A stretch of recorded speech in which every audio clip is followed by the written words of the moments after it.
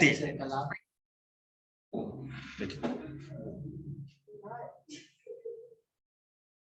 काम भी कर लो, 10वीं क्लास पेपर है बेटा।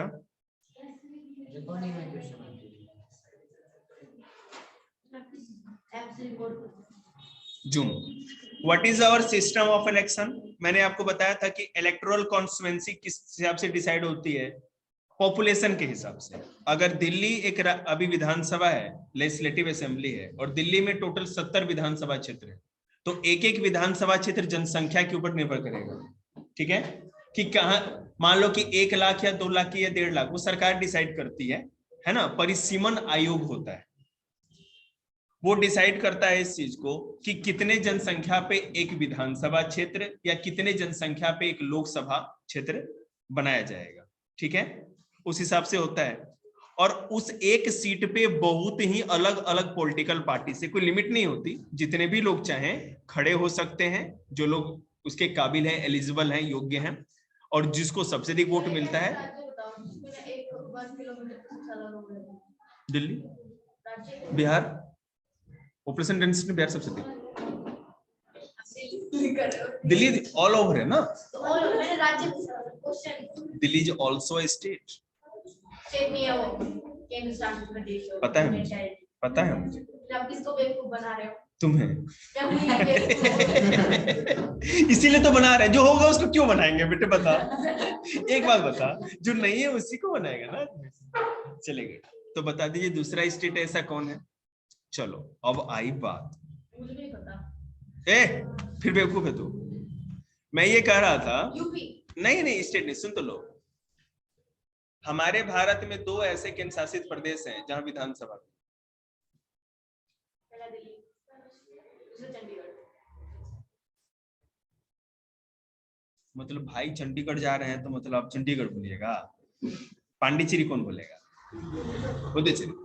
पुदुचेरी और दिल्ली 2 ऐसे सेंट्रल टेरिटरी हैं जहां लेफ्टिनेंट गवर्नर होते हैं शासन के लिए, राष्ट्रपति। पांडिचेरी, उससे पहले चंद्रनगर, और पीछे जाए याद नहीं, चोला डायनेस्टी में कोई जगह होगा, चंद्रनगर बहुत पहले से हो। उसके बाद पांडिचेरी फ्रांसीसियों के कब्जे में रहा, उसके बाद है ना पुदुचेरी के बाद में। सुनिए ना, तो फिर क्या था इसमें कि ये 2 ऐसे केंद्र शासित प्रदेश हैं जहां पे विधानसभा भी, मतलब वहां सीएम भी होते हैं, एमएलए लोग भी चुने जाते हैं, और वहां पे लेफ्टिनेंट गवर्नर और केंद्र शासित प्रदेश भी साथ।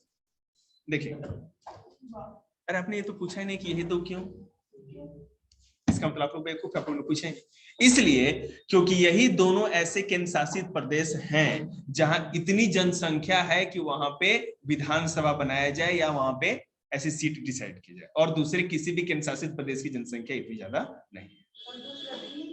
दिल्ली और वो बोला ना मैंने, दिल्ली और पांडिचेरी। चंडीगढ़ तो शहर है बेटा, उसमें क्या पॉपुलेशन है?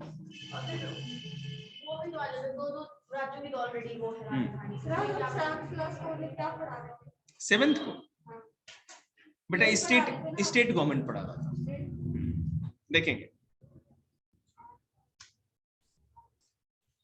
आपको मैंने ये भी बता दिया था कि भारत में जो लोकसभा की अगर बात करो तो टोटल कॉन्स्टिट्यूशन में लिखा है 552 टोटल सीट्स है। इसमें से 545 सीट्स पे ही चुनाव हर साल होता है, 43 पे, सॉरी 545 में से 543 543 पे होता है। एंग्लो इंडियन राष्ट्रपति चुनता है, बिल्कुल सही। पाक ऑक्युपाइड कश्मीर के पास है, वहां पे AK-56 लेके नाचते रहते हैं। 7 हुए, 10 नहीं में, 45 में 52 गया तो 7 ही बचा। देखिए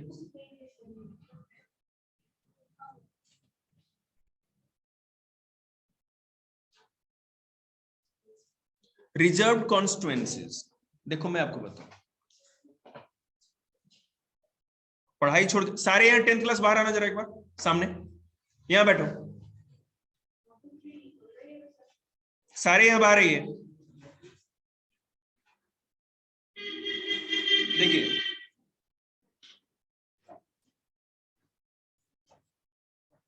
हमारे लोकसभा में जब संविधान बना, एक तरफ बैठने की क्या जरूरत है, उस साइड बैठो, जाओ उस साइड बैठो, काम करो, पढ़ाई करो। घर से चले हैं तो मेरे पास सोच रहे हैं भाई पढ़ रहे होंगे, तो यहीं बैठ जा बेटे। तो संविधान बना तो ये सोचा गया कि जो SC ST कैटेगरी है, अनुसूचित जाति अनुसूचित जनजाति, schedule tribe and schedule caste, तो उनको हो सकता है कि मौका सब बराबरी का दिया जाए, फिर भी है ना वो नहीं जीत पाए। तो जिस भी, आपको पता है कि हमारे इंडिया में 543 लोकसभा सीट है, जिसमें एक एक सीट पे संसदीय क्षेत्र पे एक एक MP या सांसद बनेंगे। तो जिस ऐसे कॉन्स्टिट्यूएंसी में, संसदीय क्षेत्र में, लोकसभा सीट में SC की जनसंख्या बहुत ज्यादा है या किसी में ST मतलब ट्राइबल लोगों की जनसंख्या बहुत ज्यादा है, तो वो सीट रिजर्व कर दी गई कि यहां से कोई भी कैंडिडेट वही खड़ा होगा जो या तो SC कैटेगरी क्या होगा, नहीं तो ST कैटेगरी का। हमारे 543 टोटल लोकसभा सीट में से, याद रखिएगा ये आएगा पेपर में, लोकसभा में ST के लिए, ST SC SC schedule caste अनुसूचित जाति के लिए 84 सीट रिजर्व है। उस 84 सीट पर कभी भी कोई खड़ा होगा तो शेड्यूल कास्ट का ही आदमी खड़ा हो सकता है कैंडिडेट। देखिए ना, अभी देखिए, और 47 ऐसे सीट्स हैं, मतलब कितने हो गए, 84 और 47 कितना हो गया, 131 के करीब। 543 में से 131, 543 में से 131 सीट्स SC और ST के लिए रिजर्व है। वहां जनरल कैटेगरी का आदमी MLA भी और MP भी नहीं, माने MP भी नहीं बन सकता। और फिर जो जनरल कास्ट का है उसमें SC ST खड़े भी हो सकते हैं। हाँ, बिल्कुल बिल्कुल, वो जीत भी सकते हैं। हाँ, और अधिकतर तो ही जीतेंगे SC ST के लोग की जनसंख्या ज्यादा है। चलो भाई कैंपेन स्टार्ट करो, नेता खड़ा है, हम लोग वोट देंगे। बिल्कुल सही, बिल्कुल रियलिटी है। अच्छा, आपका एजम्पशन अच्छा है। मतलब ये हुआ कि जो लोग भी खड़े हैं, अब जैसे 131 पे तो जनरल कभी खड़े ही नहीं हो सकते। अब इस 131 के बाद जितनी भी सीट बची ना, उस पे जनरल, ऐसा नहीं कि जनरल की रिजर्व है, उस पे सारे आएंगे, SC ST भी आएंगे, जनरल भी आएंगे, सारे। ये तो उनके साथ भेदभाव हुआ, ये तो हो ही रहा है। हमारे आदरणीय भीमराव अंबेडकर जी ने इस चीज के बारे में शुरू में कहा था, ये रिजर्वेशन केवल 10 साल के लिए रहेगा ताकि दलितों को ऊपर उठा के बराबर कर दिया जाए, उसके बाद कभी रिजर्वेशन, क्योंकि ये रिजर्वेशन अगर लंबे समय तक रहेगा तो भारत में फिर से है ना ये लहर उल्टी हो जाएगी, भेदभाव उल्टा हो जाएगा। कौन मानता है? कौन जलती हुई आग में कौन अपनी दाढ़ी जलाएगा? पके हुए बाल कौन जलाएगा? हमारी एक दिन जल गई थी थोड़ी, संगारी बात ना। हमारे इंडिया में जनरल कास्ट की टोटल पॉपुलेशन लगभग 17 या 18% है, पूरे हिंदुस्तान की जनसंख्या जी, 17 to 18% है। कौन उठाएगा? पागल है, बाबा लो मरो। चलिए 82% SC ST OBC भी है ना बेटा, सबसे अधिक OBC की जनसंख्या। मैं एक मोबाइल, एक बेटा ये डब्बा होता है खोजी यंत्र, इसमें गूगल होता है, बोलो सब पता चलेगा अभी टाइम में। चलो आपने पूछा, बताइए। शायद OBC के लिए आपके द्वारा पूछा गया हर क्वेश्चन है ना, मुझे बहुत ही मजेदार लगता है, क्योंकि मुझे भी कुछ जानने का मौका मिलता है। अगर वो एजुकेटेड है, पढ़ाने वाले हैं, पढ़ने वाले हैं, तो वो मतलब कि है क्या, भूख लगने पे है ना कुछ मिल जाए ना तो उसका स्वाद ही अलग होता है। चलिए देखिए,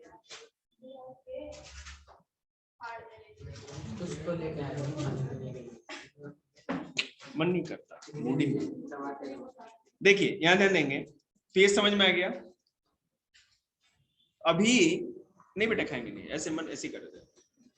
OBC SC ST के लिए SC ST के लिए रिजर्वेशन है, लोकसभा की बात कर रहे हैं हम, और राज्यसभा की। लोकसभा, राज्यसभा और राज्य विधानसभा। लेकिन याद रखिएगा, औरतों के लिए अभी किसी का कोई रिजर्वेशन नहीं। वुमेन्स, ठीक है, रिजर्वेशन बिल आ रहा था, महिला आरक्षण विधेयक 2010 या 15 के करीब आया होगा, बहुत पहले भी आया था एक बार पार्लियामेंट में, लेकिन वो पास ही नहीं हो पाया। अच्छा है। अरे अब मेरी बात तो सुन लो बेटे पहले प्लीज, ठीक है? तो सारे नेताओं ने कहा कि अगर महिलाओं, वो उनकी मेंटेलिटी देखिए, वो कभी भी नहीं चाहते कि औरतें ज्यादा से ज्यादा पार्लियामेंट में या उनकी ज्यादा रिप्रेजेंटेशन हो जाए। हर पॉलिटिकल पार्टी में आप विधायक की बात करो, राज्यों की बात करिए, चाहे लोकसभा या राज्यसभा की, औरतों का रिप्रेजेंटेशन कुछ परसेंट का है, बहुत ही कम। ठीक है, हाँ, लेकिन एक बात याद रखिएगा, जो लोकल बॉडी है, पंचायत लेवल पे हो गया या जिला लेवल पे, डिस्ट्रिक्ट लेवल पे जो जिला परिषद का चुनाव होता है, नगर पालिका नगर निगम में, उसमें रिजर्वेशन औरतों को दिया गया, हर स्टेट गवर्नमेंट देती है। बिहार में पंचायतों में 55% का रिजर्वेशन केवल औरतों को है, वो जनरल हो, SC ST कोई नहीं, वो औरत है, रिजर्वेशन। ठीक है, बिहार में, बिहार पब्लिक सर्विस का कोई अगर PT क्वालिफाई कर जाती है लड़की, ठीक है ना, 50,000 रुपए का उसको है ना सरकार इनाम देती है कि आगे पढ़ाई लिखाई में मदद, लेकिन फिर भी बहुत कम निकाल पाती है, क्योंकि ना बचपन से एजुकेशन में हम लोग की तरफ ध्यान नहीं दिया जाता है।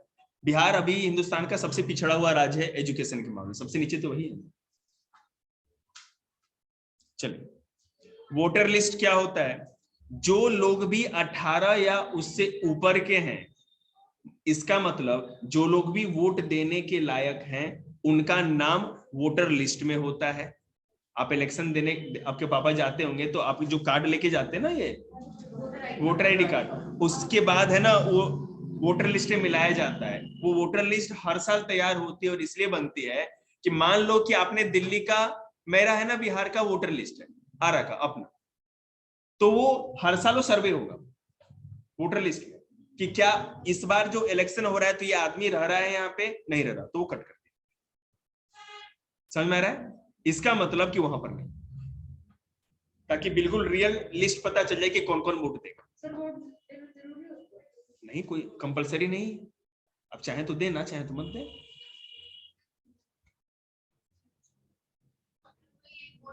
हमारे लिए कुछ नहीं होता, उपयोगी होता है। बिल्कुल उपयोगी, क्या वही रास्ता है, दूसरा रास्ता क्या है?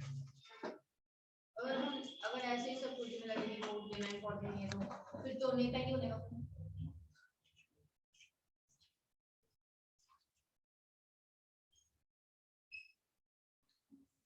अब आपने देखा होगा नेताजी डोगा होगा लेके, चिले चपाटी लेके है ना नॉमिनेशन पे जाते हैं, मुंडी मुंह नहीं दिखता, फूल के माला ज्यादा दिखता है। ऐसा तो हम लोग ने भी देखा है ना, पटाखे जलते हैं, कभी उनके ने क्या कहते हैं, नेताजी में ही आग लग गया पटाखों के साथ नॉमिनेशन में, वो चिले जोश में आ जाते हैं। नेताजी ने रात को अच्छी खरीदारी की रहती होती है ना, कल जोश दिखाना बच्चों, चिल्लो, नेताजी को फूंक दिया। तो देखिए, नॉमिनेशन ऑफ अ कैंडिडेट बड़ा है, जो नहीं हुआ होता है बेटा उसी को तो लेकर आदमी एक्साइटेड रहता है ना।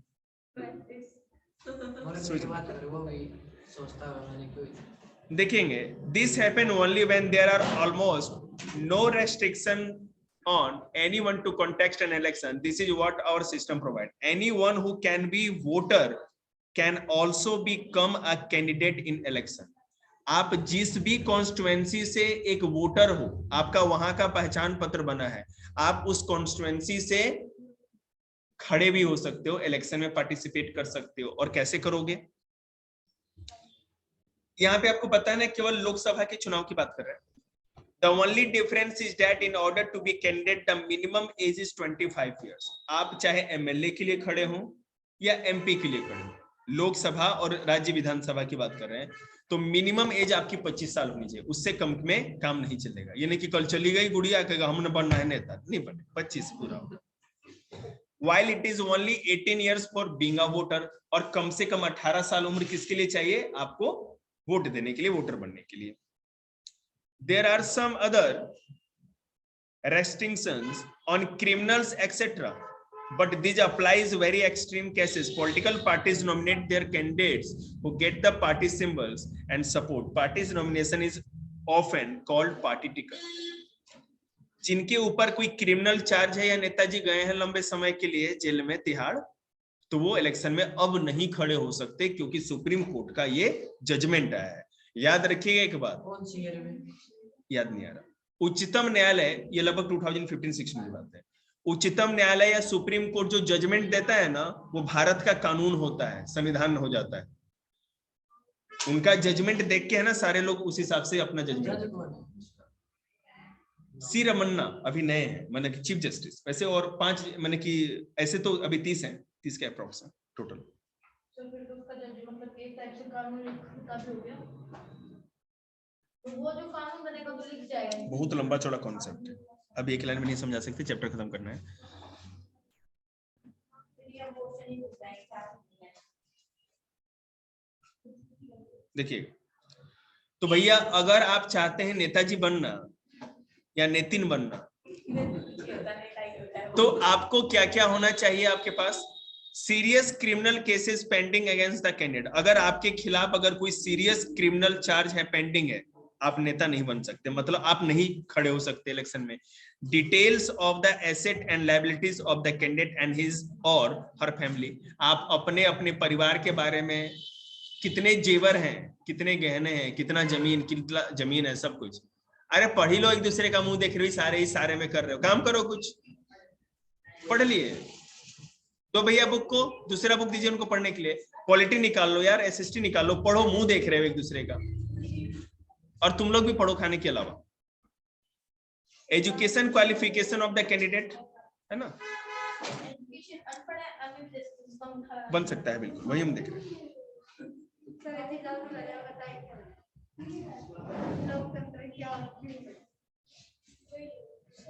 बेटे एक बार मेरे को देखो तो लें, एक सेकंड रुक तो जाओ। Recently, a new system of declaration has been introduced on direction from the Supreme Court. Supreme court ने नया एक डिसीजन दिया है, उसके हिसाब से सीरियस क्रिमिनल केस पेंडिंग है तो आप नहीं लड़ सकते। नॉमिनेशन में, नॉमिनेशन के अंदर आपको अपने डिक्लेरेशन में क्या क्या डिटेल देना होगा। सॉरी, आपके खिलाफ जो भी केस पेंडिंग है, याद रखना, अगर फैसला हो गया, जेल हो गया, तो आप तो भर ही नहीं सकते, नॉमिनेशन कर ही नहीं सकते, ठीक है। लेकिन अगर वो केस चल रहा है, तो केस जब तक फैसला नहीं होता तब तक आप बेगुनाह हो, बात समझ रहे हैं ना। तो ये आपको अपने नॉमिनेशन में लिखना पड़ेगा कि हाँ, हमारे ऊपर 15 आदमी के मर्डर का चार्ज है, ये आपको लिखना पड़ेगा।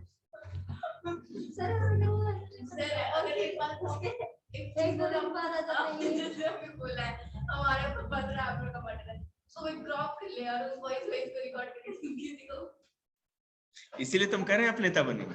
पुलिस को दे देना तो आपको जेल हो जाएगा इस तरीके से। तो रियल वीडियो भी तो हमारे पास है ना। Detailed of the asset and liability, जो आप कह रहे हो ना बेटा, इसके ऊपर पूरा आईपीसी में कानून है, कैसे कोई फंस सकता है, सब पता है। Detail of the assets and liabilities, आपके ऊपर कितना, लायबिलिटीज मतलब कर्जा, कर्जे वाला भी नहीं दे सकता। दे सकता है, आप अपने डिक्लेरेशन में चीजें लिखेंगे। अरे कर्जा लिया है तो चुका, आपने ऐसा थोड़ी भाग गया, आप चुकाएंगे ना, आपके ऊपर कर्जा है मतलब कोई पाप नहीं। आपने लोन लिया है, इसका मतलब किसी ने कार के लिए लोन लिया है, मतलब कि गोली मार दो उसको, अरे चुकाएगा ना, ईएमआई भर रहा है ना। तो मतलब ये सारी चीजें आपको बतानी पड़ती है। आपने कितना कर्ज लिया है, आपके पास टोटल प्रॉपर्टी कितनी है, क्या कोई क्रिमिनल केस आपके ऊपर पेंडिंग है, ये बताना है आपको, और आप कितने पढ़े लिखे हैं या अंगूठा छाप, ये भी बताना पड़ेगा। लिख दीजिए, कोई दिक्कत नहीं है, जनता को पता तो, ये जनता देखेगी, अच्छा अंगूठा छापे, क्या देश के लिए करेगा, छोड़ो, नहीं करते हैं। और ये इतना क्रिमिनल चार्जेस के ऊपर, ये तो खुद ही गुंडा है, इसको क्यों हम वोट दें, इसको चीज को जज करने के। किसी के ऊपर एक केस है, किसी का मर्डर का, ठीक है, और फिर उसी केस के मतलब वो पता नहीं चलता कि वो दोषी है या देखना है, तो वो एमएलए बन जाता है, उसको फिर 2 दिन बाद, हाँ, फिर वो एमएलए की सीट से इस्तीफा देके उसको जेल जाना होगा, बिल्कुल, तो होता ही है, और क्या। और फिर इलेक्शन आएंगे, उस सीट पे इलेक्शन होगा, बिल्कुल होगा, वहां से नेताजी गए ना जेल में, तो होगा ना फिर सिलेक्शन, केवल उसी सीट पे, उसकी किस्मत केवल उसी सीट पे, हाँ बस। वायना देगा, किस्मत भी खराब थी, 2 दिन के लिए अकेले बना, हाथ थे, 2 दिन बाद जेल। और वायना देगा उनको, 2 दिन में बहुत सुन जाता है सर, जब पुलिस वालों को। देखिए, मुझे चैप्टर खत्म करना है, शांति विनायक के 37 हो गया। Education qualification of candidates. Why is there no education qualification for holding such an important position when some kind of education qualification is needed for any other job in the country? दुनिया, भारत में किसी भी job के लिए, चपरासी भी बनना है ना, 8वीं पास 10वीं पास, तो आपके लिए क्वालिफिकेशन है। तो भैया इतने बड़े पोस्ट पे प्रधानमंत्री के लिए कोई क्वालिफिकेशन क्यों नहीं? सर आप खड़े हो जाओ, पीछे हम साथ ये तो मेरा दोस्त भी बोलता था, बहुत भाषण देता है।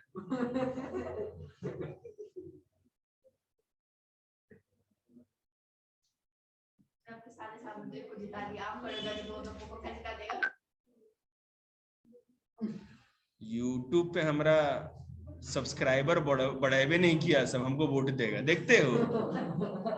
नहीं, जो आप स्टूडेंट है उनके माँ बाप तो नहीं देंगे, कम से कम उनके माँ बाप तो दे ही देंगे। 300-400 लोगों की तो आपको दिए जाएंगे और उनके जमानत जब्त कराओगे हमारी। अरे पढ़ने दो एक मेरे सेकंड, रिश्तेदार वगैरह भी देंगे आपको। चलिए।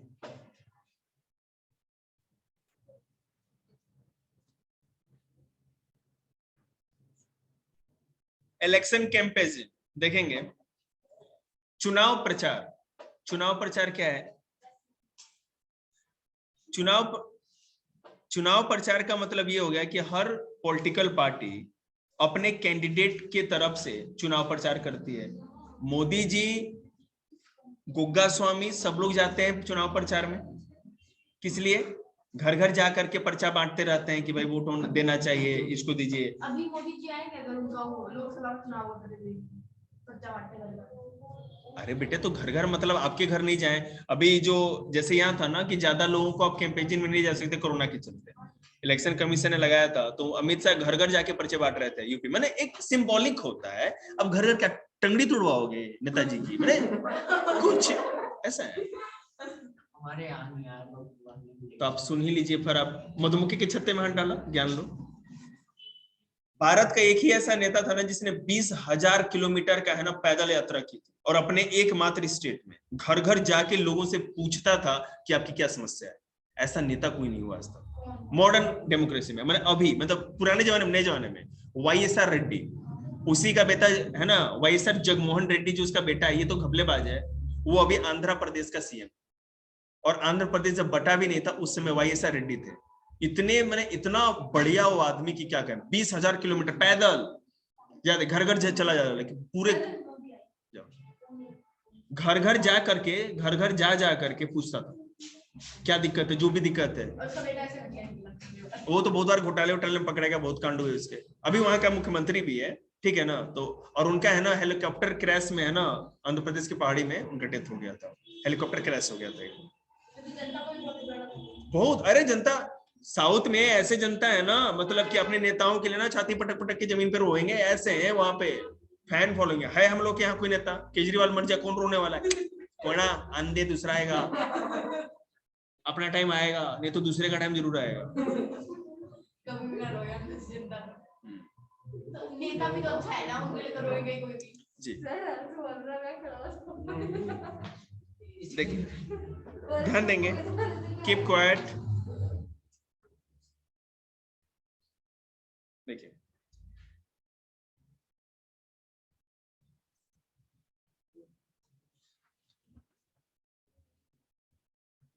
विधि ने काम कर लेन देना, अपना काम करके विधि विधि कर रही है, अपना काम कर तू।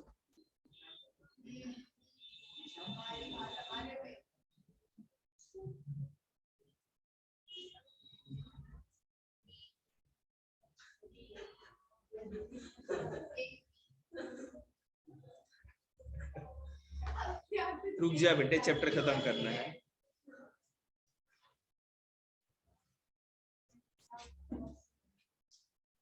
होता क्या है, जब पॉलिटिकल पार्टी जब चुनाव प्रचार करती है ना, तो कोई ना कोई स्लोगन या नारा जरूर देते हैं। इंदिरा गांधी जब चुनाव प्रचार करती थी तो गरीबी हटाओ या रिमूव पॉवर्टी का नारा देती थी 1971 में, ठीक है। और इसके चलते जीती भी थी। सेव डेमोक्रेसी का स्लोगन जनता पार्टी ने दिया जब 1975 में भारत में पहली बार पूरी राष्ट्रीय आपातकाल की घोषणा हुई, इमरजेंसी की घोषणा हुई, इंदिरा गांधी ने किया था। तो बोला भाई प्रजातंत्र की रक्षा करो, ये दुर्गा माँ तो सब खाएगी।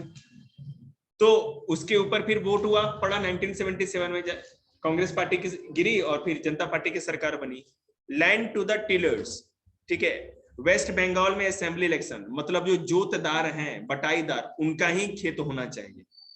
मैं मान लो कि 100 किले का मालिक हूं, लैंडलॉर्ड, भाई कोई मानना मत रहे, ऐसे नहीं चक्कू मार दे कोई, जो भी हो। अब तो मैंने खेत दे रखे ना बटाई पे खेती के लिए, तो जितने भी बटाईदार है ना, मान लो किसी को 20 बीघे दे रखे हैं, 20 किले, किसी को 10 किले, किसी को 5 किले, इस तरह दे रखे हैं।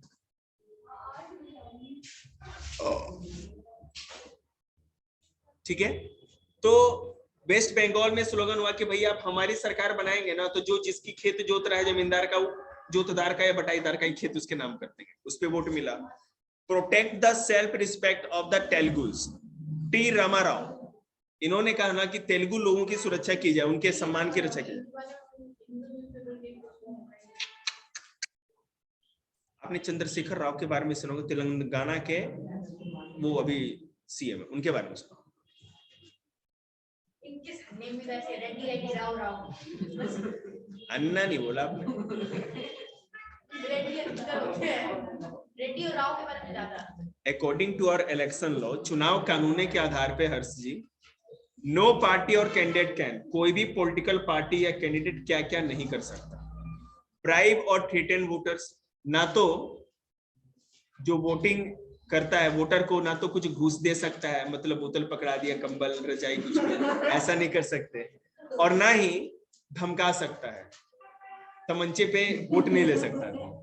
अपील्स, तो धमका ठीक है, तो आप लेकर ही वोट देगा, पागल पति कौन करेगा? रुको मैं एक सेकंड बता दूं, रुकना पड़े ना। दे देंगे। Appeal to them in the name of caste और रिलीजन, भाई हिंदू हो हमें दो, भाई मुस्लिम हो हमें दो, धर्म या किसी संप्रदाय के नाम पे आप वोट नहीं मांग सकते, गलत प्रचार है। Use government resources for election campaigning, है ना, सरकारी पैसे से पूरा है ना भारत रौंद दिया, पैसा फूक दिया पूरा। सरकार ने पैसा दिया है कि आप अपने किसी एडमिनिस्ट्रेटिव काम के लिए जीप लेके जाओ, अपने चिलूने दे रखा है, जीप घूमता रहो बेटे, प्रचार अपना होना चाहिए, जूते छाप पे मोहर लगाए।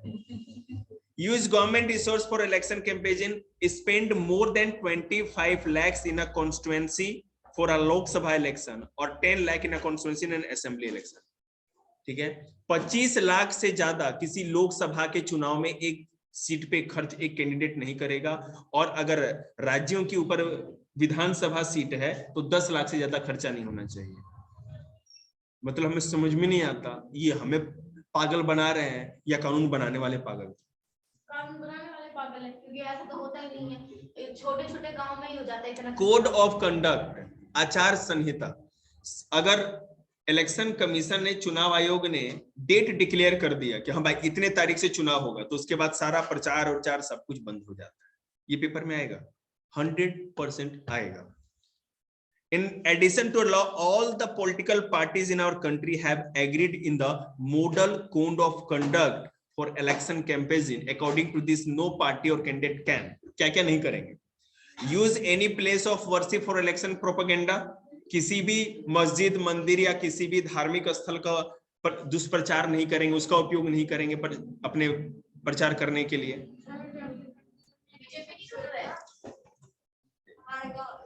गाँव वाले स्कूल में जब वोटिंग मशीन रखी गई थी तो बताओ कैसे हो रहा था, हम लोग घूम के आया था सुबह, ये 5:30 बजे की बात है, आदमी कब्र लेके ऐसे बैठे हुए थे लाइट में, सब स्कूल में।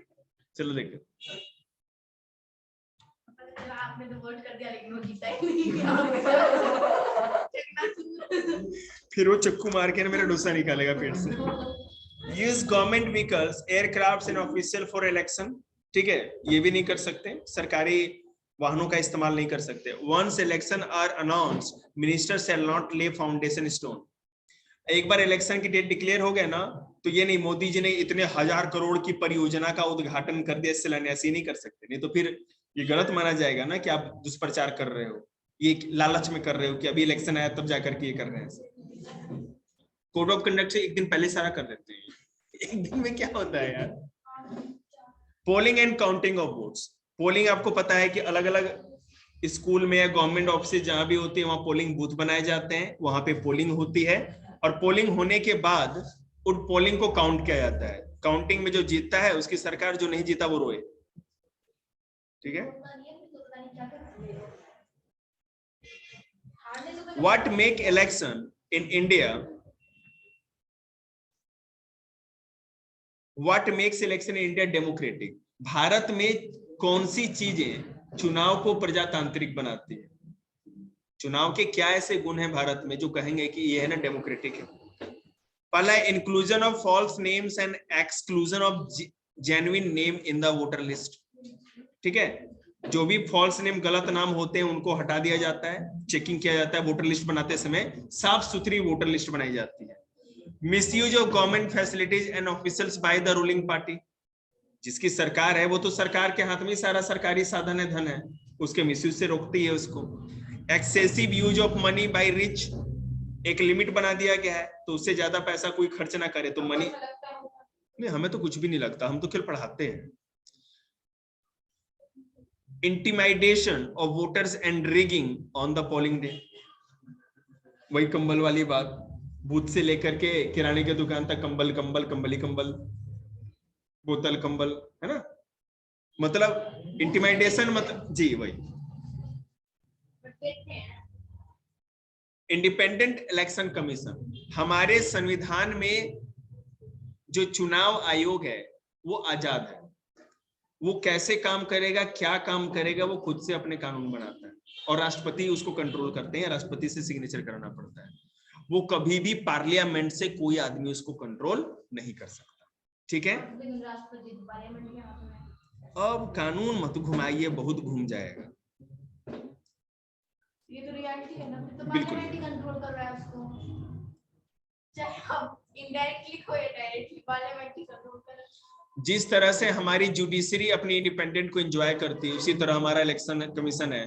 भारत में 3 इलेक्शन कमिश्नर होते हैं, एक होता है चीफ इलेक्शन कमिश्नर और उसके बाद उसकी मदद के लिए 2 इलेक्शन कमिश्नर और होते हैं। हर स्टेट के अंदर स्टेट इलेक्शन कमीशन होता है, राज्य चुनाव आयोग, ठीक है, और नेशनल लेवल पे इलेक्शन कमीशन ऑफ इंडिया, भारतीय निर्वाचन आयोग। उसका जो चीफ जो होगा वो तो हाँ, CEC चीफ इलेक्शन कमीशन। कौन है अभी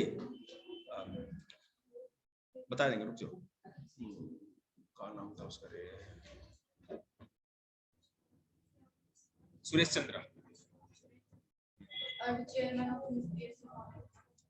अग्रवाल है, वो हमारा चीफ गेस्ट बना रहा था उसको। बना था वो हमारे। Very few election commission in the world have such wide ranging power as the election commission of India. Paper में आएगा। अच्छा, ये जो पॉइंट बने हुए ब्लू कलर से, कौन कौन सा हमारे भारत के निर्वाचन आयोग को कौन कौन से शक्तियां दी गई हैं, कौन कौन से पावर दिए गए। पहला, election commission takes decision on every aspect of conduct and control of election from the announcement of election to the declaration of result. चुनावों की घोषणा कर दी गई डेट की और जब तक रिजल्ट डिक्लेयर नहीं होता उसके बीच तक कोई भी नियम कानून कैसे क्या होगा, सब इलेक्शन कमीशन खुद से बनाएगा, वो जैसे चाहेगा चुनाव करेगा, उसमें किसी की रोक टोक नहीं होगी। It implement the code of conduct and punishes any candidate और party that violated. Code of conduct बनाता है आचार संहिता कि क्या क्या आपको करना है, प्रचार किस तरह करेंगे, कितना पैसा खर्चा करेंगे, और जो कानून तोड़ता है चलो भैया Tihar. During the election period, the election commission can order the government to follow some guidelines to prevent use and misuse of government powers to enhance। मैंने बताए हैं, सरकार को गाइडलाइन दे देते हैं, दिशा निर्देश, ठीक है ना, कि आप कौन कौन से काम करने, कौन कौन से नहीं करने। When one election, और याद रखिएगा इलेक्शन कमीशन जब कोड ऑफ कंडक्ट लागू हो जाता है तो जिस भी IAS को IPS को चाहे किसी का जहां मन वहां वो ट्रांसफर कर देगा, ना तो राज्य की मुख्यमंत्री उसमें कुछ कर सकते, गवर्नर कोई कुछ नहीं कर सकता, सब इलेक्शन कमीशन कर सकता है। बहुत ज्यादा पाले थे DM साहब को, है ना, बहुत पैसा खिलाए थे कि इलेक्शन में मदद होगा। DM साहब चलिए चंबल, और फिर खतरनाक डीएम को यहाँ पे लेकर आएगा वो करते हैं सर। अभी सबसे खतरनाक पोस्टिंग के डीएम को अच्छे से मालूम होंगे, फिर वाला से लिस्ट बना के रखते होंगे। ओपन चैलेंज किया था लालू यादव ने कि जब तक जिएंगे बिहार के CM रहेंगे, कोई हटा नहीं सकता। एक राव करके इलेक्शन कमिश्नर थे, ठीक है ना, बेटे गलत आदमी से पंगा ले लिया, 52 था। तेरे बताओ मैं, ऐसा पहली बार बिहार में इतना सख्त चुनाव हुआ ना, इतना सख्त चुनाव आते उसने क्या किया ना, जितने भी यहाँ पर IAS IPS सबने उठा के स्टेट के बाहर, ठीक है, और समझ चला पहली बार। और जिस वहां जहां पर भी लगे ना कि कोई डोगा लेके जा रहे हैं यादव जी इलेक्शन करवाने के लिए, बाइक पे साइकिल पे जैसे हो पीछे पीछे पहुंच के कोई हाथ कौन इलेक्शन कमिश्नर है, बाइक पे बैठा, बाइक पे बैठ के सीधे वहां पे पहुंच गया और सीधे पुलिस वालों को मैंने इंस्ट्रक्शन दे दिया। इस तरह से समझ जाइए, ऐसे लोग हैं बेटे। तो लालू यादव पहली बार तो रोया होगा, काहे रोएगा, तो राबड़ी देवी की सरकार होगी ना। अच्छा, इतने हार्ड मार दिया, फिर उसके बाद राबड़ी देवी में डूबी। बिल्कुल डूबी। जो बेटा बाहर निकलता है वो तो डूबता ही है ना फिर। कब डूबी थी वो? नीतीश कुमार टाइम में? अरे याद नहीं है, उसके बीच में एक 2 साल के बीच में 95, 96, 97 सर बनी थी 2 बार। पॉपुलर पार्टिसिपेशन देखेंगे,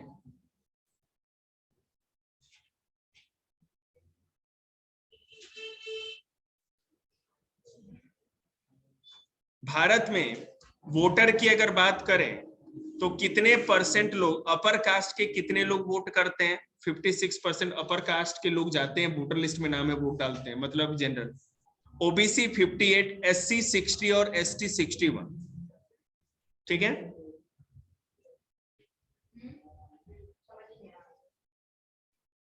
एक सेकंड।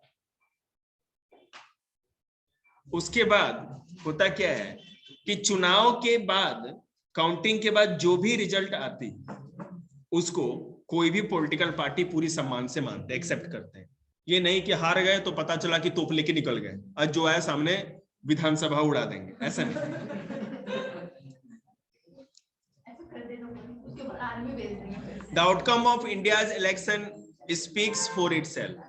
भारत के चुनावों के द्वारा इलेक्शन का क्या परिणाम निकलता है या क्या आउटकम है, बात समझ रहे हैं ना। 4-5 पॉइंट है, आएगा पेपर में। ये जो ब्लू ब्लू डॉट डॉट है ना, ये 5-6 सब याद कर लीजिएगा, यही आपको अच्छे से प्रिपेयर करना है। The ruling parties routinely lose election in India, both at the national and state level. In fact, in every 2 out of the 3 election held in the last 25 years, the ruling party lost. जो ruling party होती है अधिकतर बार जरूरी नहीं कि जीते, वो अधिकतर बार हार भी जाती है। अगर चुनाव निष्पक्ष नहीं हुए होते तो फिर बार बार जिसकी सरकार थी उसी की आनी चाहिए थी ना। हर बार देखते हैं कभी योगी, कभी ये, कभी वो, चेंज होते रहता है। इसका मतलब इलेक्शन सही हो रहा है। समझ में नहीं बताओ। दूसरा, in the US an incumbent or sitting elected representative rarely lose an election. लेकिन अमेरिका में जो सिटिंग रिप्रेजेंटेटिव होते हैं, जो चुने जाते हैं, कभी रेयरली ही अपना चुनाव हारते हैं, हमेशा वही बने रहते हैं। In India about half of the sitting MPs MLA lose election. लेकिन इंडिया और अमेरिका को कंपेयर करें, लेकिन इंडिया में आधे से अधिक एमपी और एमएलए अपनी सीट दूसरी बार हार जाते हैं। बोलिए, धांधली, व्हाइट दादागिरी। Candidates who are known to have spent a lot of money on buying votes and those known with known criminal connection often lose election. जो बहुत ज्यादा पैसा झोंकते हैं या बहुत बड़े बाहुबली बनते थे, क्रिमिनल खपिटर, अधिकतर बार हार जाते हैं, क्योंकि जनता है ना आपकी गोली बारूद से नहीं डरती, जनता को चाहिए काम। और वैसे वोट डालने को कौन देखता है? Bearing very few dispute election, the electoral। अब जितने बार भी चुनाव को लेकर के, अच्छा ठीक है, मैं अगर कोई चुनाव को लेकर के मामला फंसता है कि चुनाव गलत है सही है, तो आप सुप्रीम कोर्ट और स्टेट लेवल का है तो हाई कोर्ट में आप जाके अपील कर सकते हैं, वहां मामला होगा। ठीक है ना, इलेक्शन कमीशन उसको नहीं देखती। Challenges to free and fair election. बेटा पैसा वैसा जो कानून बनाइए, अच्छा मनी और मसल का जो पावर चल रहा है, भाई भतीजावाद खत्म करिए, इंटरनल डेमोक्रेसी लेकर के आइए। ठीक है, इसमें 7-8 पॉइंट दे रखे, आप लोग खुद से देखिए और हमें मुक्ति दीजिए।